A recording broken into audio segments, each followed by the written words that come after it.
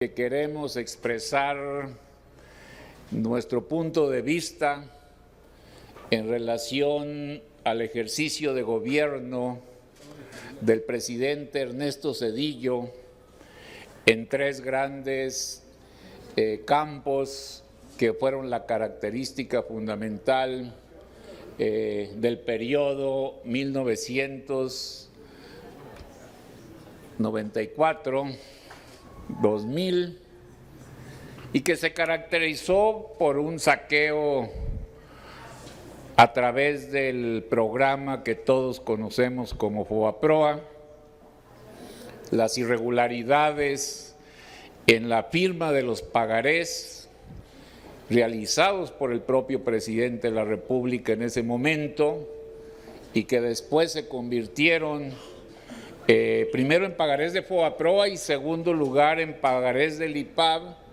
sumaron en un principio aproximadamente 600,000 millones de pesos. Hasta estos momentos hemos pagado ya 2,3 billones de pesos y todavía tenemos una deuda de aproximadamente 2,4 billones de pesos, es decir, queda claro que lo que en ese momento existió fue uno de los grandes saqueos a la economía nacional. Yo estuve como presidente de la comisión investigadora del FOBAPROA en ese momento. Detectamos los créditos relacionados entre los propios accionistas de las instituciones bancarias. Se entregaron financiamientos sin ninguna garantía. Se hizo una verdadera manipulación de los estados financieros y contables de la mayor parte de las instituciones bancarias y la regla general fue la impunidad y la falta de castigo a los que cometieron estas tropelías financieras y fueron los actores fundamentales del rescate bancario en esos momentos. Fue una situación difícil, complicada, que hasta ahora no se ha permitido absolutamente ningún castigo por toda esa operación realizada después de la crisis que todos conocemos, que se denominó el error de diciembre. Fue una de las grandes tragedias, se perdió muchísimo patrimonio familiar y productivo, casi 6 puntos del Producto Interno Bruto fue sacrificado por los errores que se cometieron en ese momento y lo que no puede es en estos momentos hablar de solvencia económica, de autoridad moral, de auditorías realizadas con transparencia, porque no hay hasta ahora absolutamente ninguna persona que se haya castigado por las irregularidades cometidas en ese momento.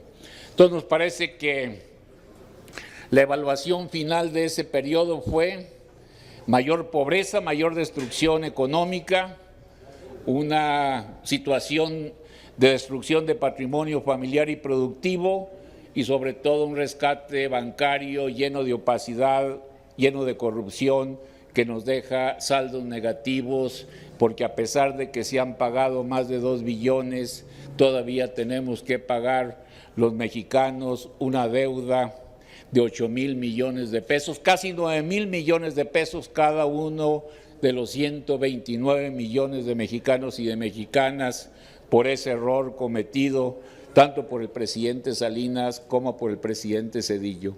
Nuestro compañero Alfredo, diputado Alfredo, representante de las comunidades indígenas de Chiapas, va a hacer también una evaluación de la situación que guarda toda la matanza de Acteal y toda la forma como se enfrentó el conflicto y los acuerdos de San Andrés. Muchas gracias. Mi nombre es Alfredo Vázquez Vázquez, diputado federal por el estado de Chiapas, con representante del Distrito 3, con cabecera Ocosingo. Ustedes lo saben, creo que la historia de la lucha de nuestros pueblos originarios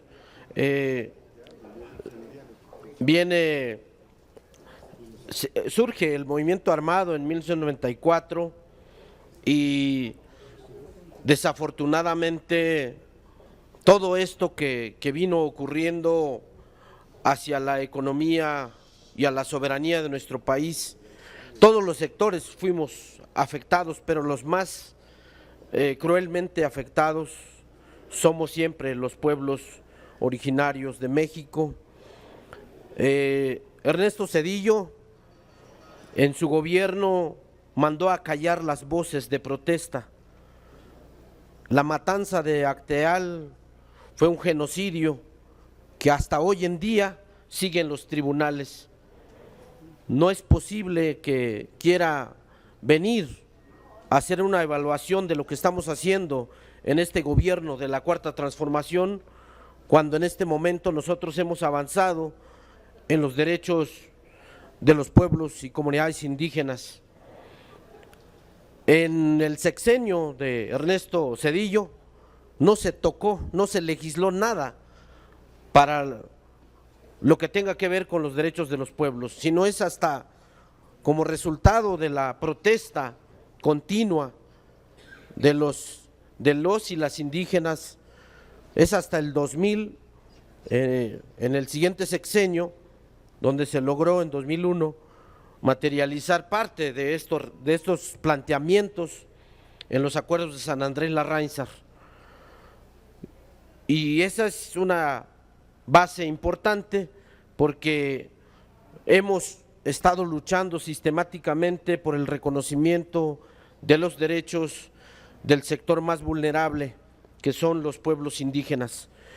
Y todo esto que ocurrió en Chiapas, en Acteal, también en Aguas Blancas, también en el Charco, allá en el estado de Guerrero, en el estado de Oaxaca, en todos lados hubo matanza.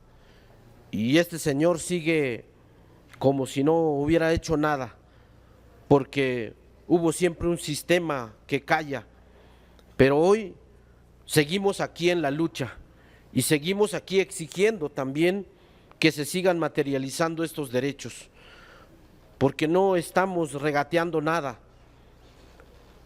Más del 23.2% de la población en México se autoadscribe indígena, pero también hay que decir que muchos y muchas también no se quieren autoadscribir por el temor a la discriminación, a todo lo que sigue sucediendo en nuestro país.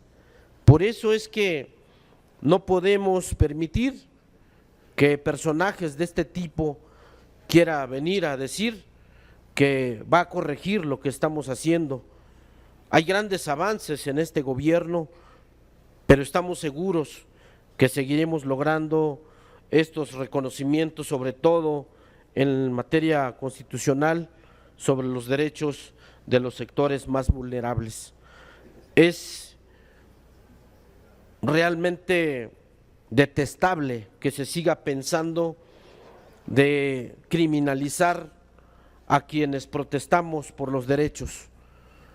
Estas masacres que mandó Zedillo a callar, y lo peor de todo, que dentro de una iglesia haya matado a niños, es lo peor, no tiene nombre.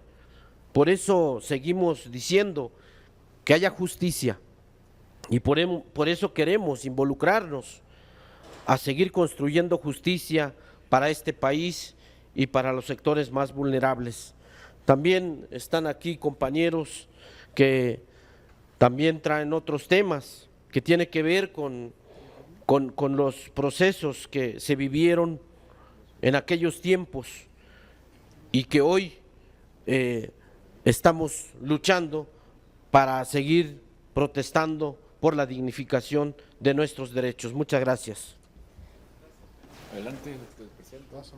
Está también nuestro compañero diputado Armando Samaniego. Vamos a hacer una evaluación de todo el proceso de privatización de una de las grandes empresas que es Ferrocarriles Nacionales de México.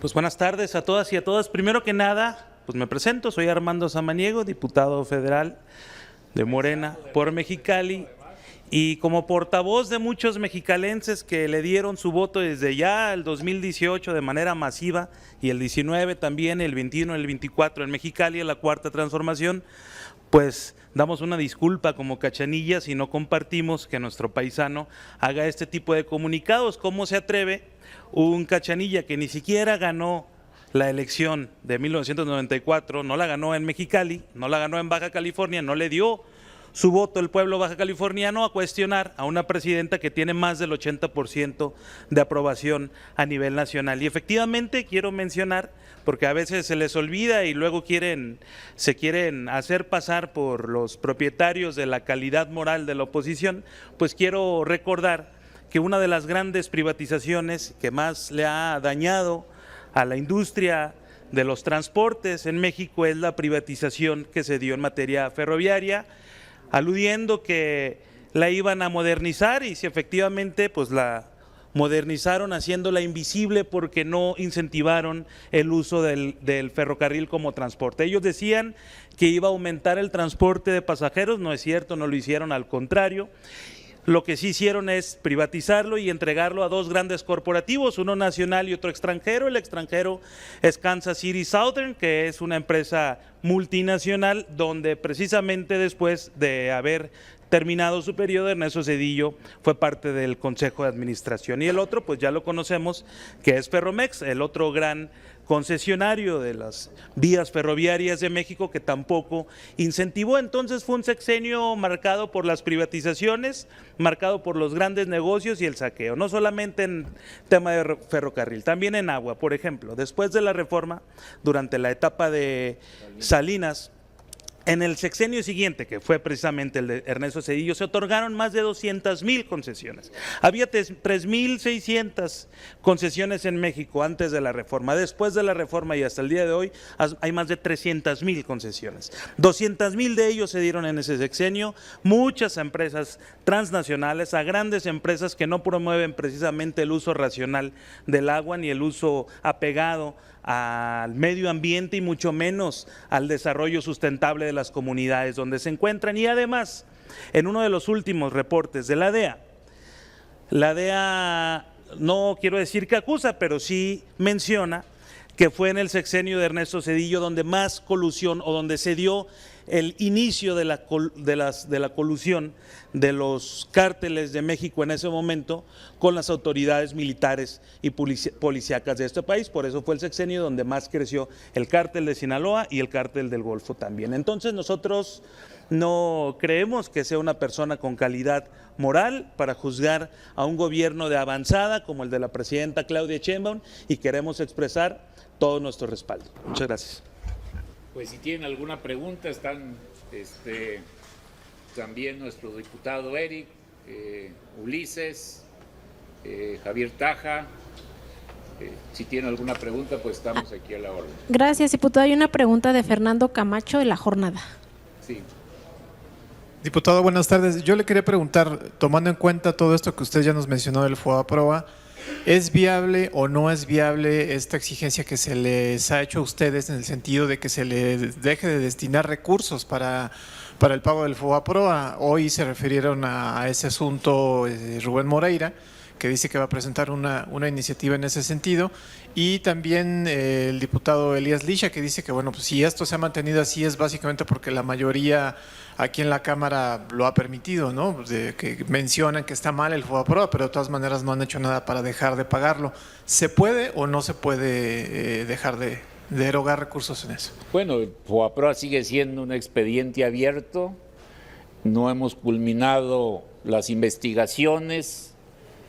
Algunas de las comisiones que en su momento nosotros presidimos que implicaron dejar muchísimas cosas pendientes porque se negó la información, se impidió el acceso a todos los expedientes que era necesario, y el rasgo fundamental fue la opacidad y la impunidad, porque en ese momento no hubo absolutamente ningún castigo. En el sexenio anterior hubo reducciones significativas a las partidas presupuestales del ramo 28 para el programa de saneamiento financiero, de rescate bancario, y creo que hemos nosotros mostrado responsabilidad en la disminución de las partidas y las autorizaciones anuales que va dirigido a la obligación de cubrir este adeudo. Se puede decir muy fácil que no pagues, el problema es de que hay compromisos internacionales que ellos suscribieron, que pueden ser motivos de arbitrajes y de sanciones a nuestro país, que pueden implicar incluso una intervención de las calificadoras y de bancos y de grupos financieros de otros países del ámbito internacional. No es tan fácil ni tan sencillo borrar de un momento a otro una obligación que fue pactada en condiciones de total impunidad y de total desventaja por parte principalmente de la administración del presidente Zedillo. Ese es el problema que tenemos en estos momentos. Sí, se escucha así. Entonces, a pesar de todo lo que ya nos han expuesto, ¿se tendría que seguir pagando hasta el final, hasta el plazo que está fijado? Nosotros ya lo hicimos en años anteriores, particularmente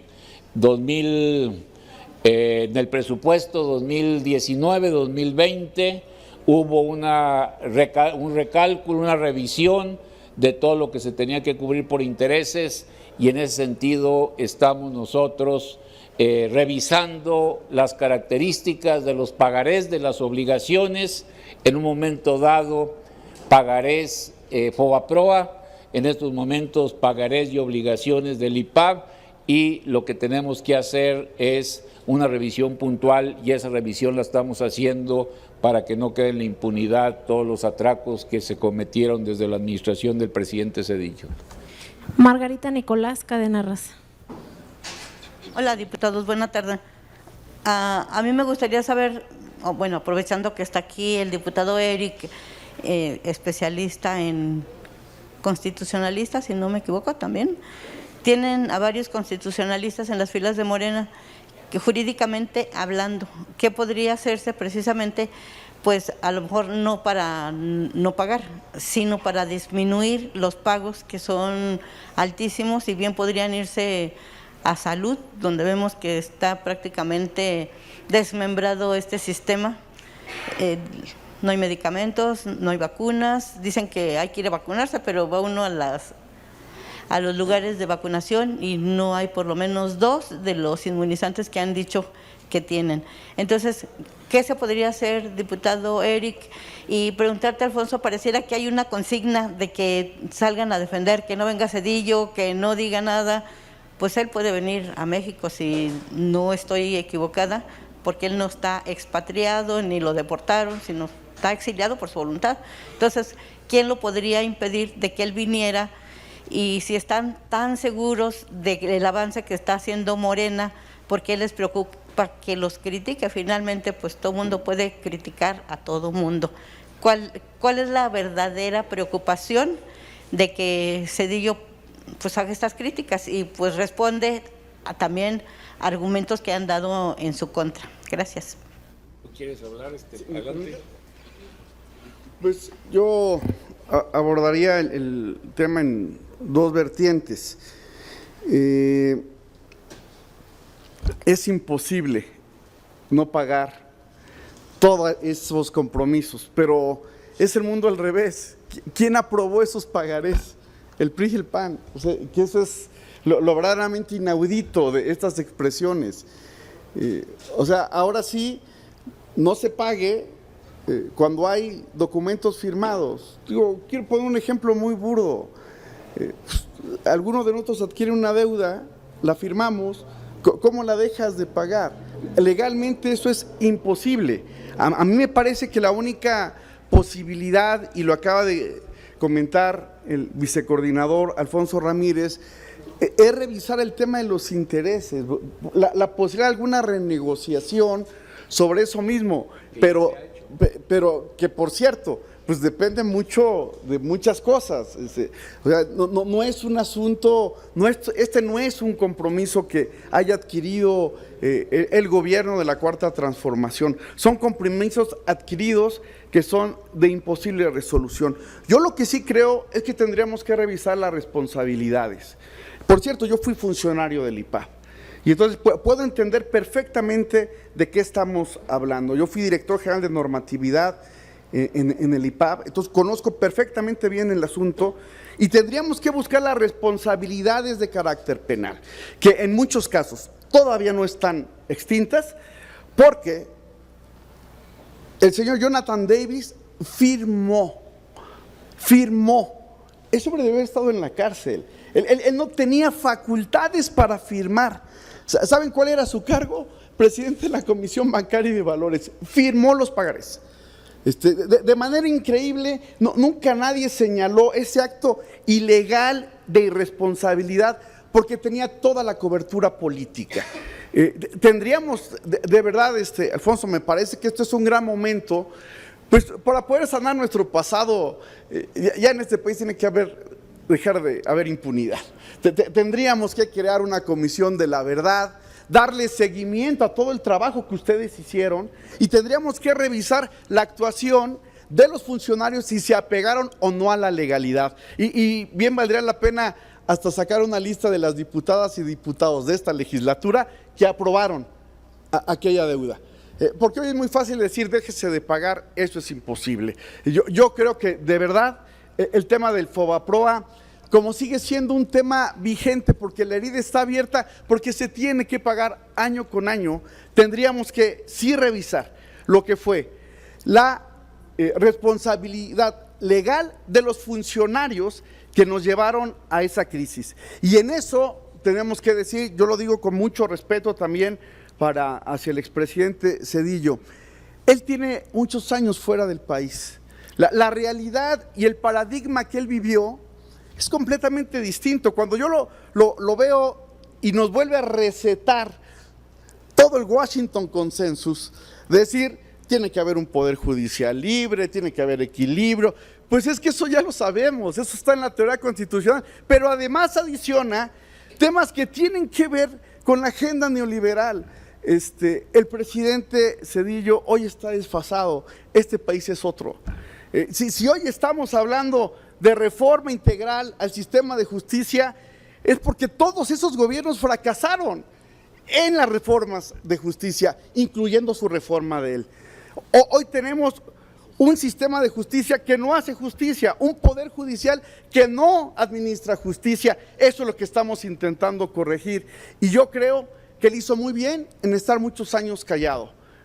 Lo culmino, por cierto, a que siga haciendo lo mismo porque le aporta más al país. Que tengamos ahí en la memoria de un presidente que dio el paso a la transición y no de un hombre aferrado a una agenda que hoy desafortunadamente, por lo menos en este país, no existe. A lo mejor en Estados Unidos, pero México es completamente distinto. Diputado, qué bueno que tocas que está abierta la herida y que se podría retomar el caso del FOBAPROA. A mí me gustaría saber, porque muchos de los grandes beneficiarios como Cabal Peniche, Rodríguez, que Cabal Peniche, Isidoro Rodríguez, y todos ellos, si están vigentes, pues que los llamaran. Ustedes, ahorita Morena tiene todo el poder para hacer estos cambios, para llamarlos.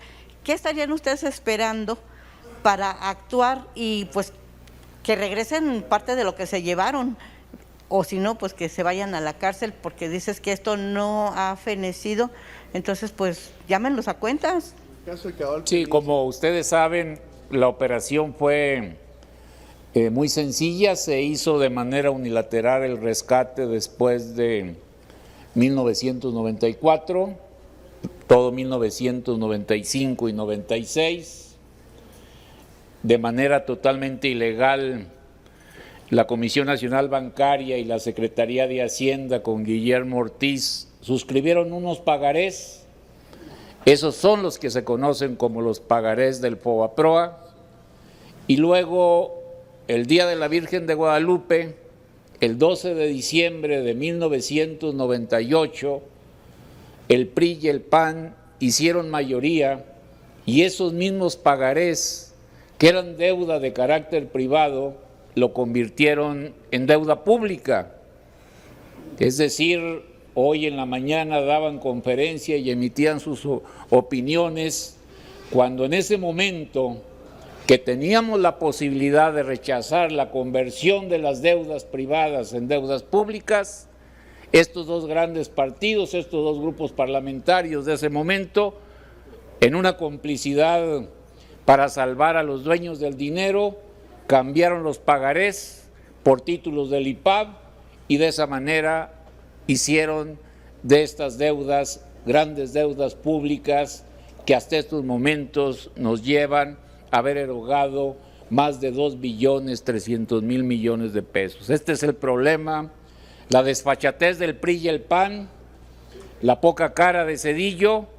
No porque se le quiera prohibir, para nada se le puede prohibir que él emita sus opiniones, es un ciudadano mexicano, libre con todas las facultades y todos los derechos, pero no tiene en lo absoluto ninguna autoridad moral para hacer señalamientos como los que ha manifestado, no solamente en los últimos días, sino en 2 o 3 ocasiones, y que lo convierte o se quiere convertir en líder de una oposición que en estos momentos resulta inexistente en nuestro país por la presencia y el rechazo ciudadano que han recibido en los pasados procesos electorales. Pero es lo que yo digo, si no tiene presencia, si están disminuidos, decolorados, ¿por qué tienen miedo o qué les preocupa? Y también yo no veo, nos preocupa ni le tenemos miedo, simple y sencillamente estamos diciendo el incremento desproporcionado de las concesiones ilegales en materia de agua después de la reforma del presidente Salinas para entregar y deshacerse de la responsabilidad de un recurso tan importante como es el agua en nuestro país, todos los señalamientos que ha dado el diputado Samaniego, la bancarrota y la quiebra de un sistema ferroviario para entregárselo a 2 grandes empresas, la complicidad para llevarse las pensiones, Eli Gurría, pensiones de los altos funcionarios de la Secretaría de Hacienda que han quebrado las instituciones de la banca de fomento en México, y además todos los crímenes de Actial, la negativa a reconocer los derechos de los pueblos y comunidades indígenas de San Andrés después del levantamiento zapatista, y toda esta bancarrota y este crimen económico cometido con el rescate de las instituciones bancarias y con la decisión que llevaron a cabo el Partido Revolucionario Institucional, el Partido Acción Nacional, de convertir deudas privadas en deudas públicas que hasta estos momentos estamos pagando y que son un sacrificio presupuestal inmenso que restringe una política social mucho más amplia. Diputado Eric, si me permite, Alfonso, ¿como para cuándo ya tendrían las listas de diputados que todavía están activos o senadores del PRI? ¿Mandé? Algunos son periodistas. Sí. Ajá. Pues mira, la vamos a cruzar y próximamente. Ajá. Y también que nos digas como para cuándo podrían abrir el juicio para que estos que se beneficiaron con el FOBAPROA, pues que rindan cuentas o que regresen el dinero o que se vayan a la cárcel. Bueno, es que esto no es un tema nada más de abrir juicios, sino abrir, o sea, hay procedimientos. Entonces, yo creo que lo que bien valdría la pena, pues es abrir una comisión de la verdad que revise todo el tema y entre estas cosas que acabamos de señalar. Nada más para que me precisen específicamente, además de las críticas al expresidente Zedillo por lo que ha dicho, puntualmente, ¿qué es lo que van a hacer? Además de las críticas y de pedirle que se calle y que ella está muy anticuado en lo que piensa, ¿qué es lo que van a hacer? Pues primero responderle a él. O sea, lo primero que estamos haciendo es respetando su derecho para que él manifieste todo lo que tenga que manifestar, reconociendo la libertad que él tiene para opinar sobre los asuntos del país, pero también para señalar la caradura, la falta de autoridad moral y la irresponsabilidad que se presenta al hacer observaciones puntuales sobre temas sobre los cuales él deja un saldo negativo que afectó muchísimo a nuestro país y que lo sigue afectando hasta ahora. Ya las demás medidas, como las que ha planteado aquí el diputado Hugo Eric y otras que ustedes han señalado, son motivo de estudio, pero lo primero es una evaluación sexenal, la responsabilidad del PRI y el PAN en la conversión de la deuda privada en deuda pública y el compromiso que existe de que este expediente, el FOBAPROA, sigue siendo un expediente abierto. ¿Pedirían al gobierno o a las instancias del gobierno que actúen? Estamos actuando, ya por eso hicimos… No, pero a las instancias del pasado gobierno. periodo, como ya se los comentamos, hicimos un recálculo. No se puede desconocer la deuda pública. O sea, imagínense ustedes si el gobierno desconoce las deudas públicas. Lo que sí estamos haciendo y actuando con mucha responsabilidad es el recálculo, la revisión de todas las obligaciones de carga financiera y de intereses, y hemos actuado en consecuencia. Por eso en muchas ocasiones hemos disminuido las propuestas de asignación directa a los dos grandes programas establecidos en el rescate bancario. Pues muchas gracias, compañero. Diputado Ramírez Cuellar, además de la responsabilidad que tiene Ernesto Zedillo como presidente, que él propuso la iniciativa aquí en la Cámara para reconocer como deuda pública las deudas de los bancos, pues hay muchos otros personajes. Tú te acuerdas, pues está el voto de Paoli Bolio, ¿no? El voto del senador Ignacio Mier, que entonces estaba en el PRI. La diputada Patricia Armendáriz acaba de reconocer, por ejemplo, que cuando ella estaba en el gobierno se compraron deudas sin saber cuál era el impacto que tenía la cartera, ¿no? Con tal de que, por ejemplo, bancos como Bancomer invirtieran en México. Entonces, no hay un solo responsable, hay muchos, y ahora algunos están en Morena. Pues aunque sean de Morena, están manchados con el horror, no el error de diciembre, el horror de diciembre y el horror del rescate bancario, y no porque estén aquí se han lavado la cara de todas las irregularidades que se presentaron en este momento. Lo que estamos haciendo es simple y sencillamente señalar que lo que se hizo en ese sexenio, en ese momento, el 12 de diciembre de 1998, fue convertir deudas privadas en deudas públicas. Una última pregunta, diputado Demosthey Sánchez Limón. Alfonso y Eric, no es necesario ser experto ni un analista profundo de estos menesteres y percatarnos de que una vez que alzó la voz y que habló como un ciudadano mexicano, Ernesto Zedillo, pues se le vino el mundo encima, comenzando por la ingeniera Claudia Sheinbaum, y que ahora lo que ustedes hacen con esa vehemencia de Eric, por ejemplo, bueno, pues es simplemente evidenciar que lo quieren, amén de descalificarlo, silenciarlo, aunque digan ustedes que está en todo su derecho, etcétera, etcétera. Me parece pues mucho rollo esto para decir simplemente ¿por qué no aplican la ley y punto? Dices, Alfonso, que no se supo lo del FOBAPROA, que se escondieron los expedientes, y yo te recuerdo que un licenciado egresado de Ciencias Políticas que se llama Andrés Manuel López Obrador utilizó los recursos del INAI para hacer un libro que ha presumido de FOBAPROA. Y ahora, Eric, si estuvo inmerso ahí en esa, fuiste funcionario, pues ¿por qué no lo denunciaste en su momento? Creo que es muy obvio hoy. Yo no pertenezco a ningún partido político, ni nada que se le parezca, soy un periodista independiente, si se le puede denominar así, y lo que yo veo es eso, y lo resumo en algo, Alfonso, la ley es la ley. Y no me vengan con eso de que la ley es la ley, pero sí, la ley es la ley. Entonces ustedes están en la condición de aplicar, te refieres a lo del año pasado, en otras administraciones, creo que este es el momento. Si quieren aplicarla, pues aplíquenla. Las instancias, el poder es de ustedes ahora, ustedes son el gobierno, ustedes son gobierno ahora. Entonces, bueno, pues desde Hacienda, desde las instancias pertinentes, la misma Fiscalía, hay delitos que no prescriben. Entonces, pues actuar y quitarnos de estos temas. tan obvios de que porque pues el doctor Zedillo habló y criticó y dijo que con Claudia Sheinbaum se acabó la democracia. Bueno, pues que se quede en esa instancia y aplicarle la ley. Si Zedillo es culpable de algo, pues adelante y meterlo al bote, ¿no? Digo, por ejemplo, a mí me habría gustado ver a Enrique Peña Nieto en prisión, pero pues lo perdonaron durante 6 años y se anda carcajeando ahí en España. Gracias. Pues muchas gracias, señores y señoras periodistas. Muchas gracias.